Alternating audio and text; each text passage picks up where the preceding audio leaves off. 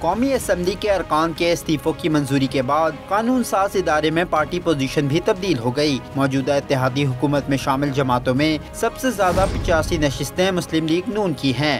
Peoples party کے پاس 58 نشستیں ہیں۔ متحدہ مجلس عمل پاکستان کی 15، متحدہ قومی موومنٹ کی 7، بلوچستان عوامی پارٹی اور بلوچستان نیشنل پارٹی کی 4، عوامی نیشنل پارٹی اور جمہوری وطن پارٹی کی 1 نشست ہے، جبکہ 4 ارکان آزاد حیثیت میں موجود ہیں۔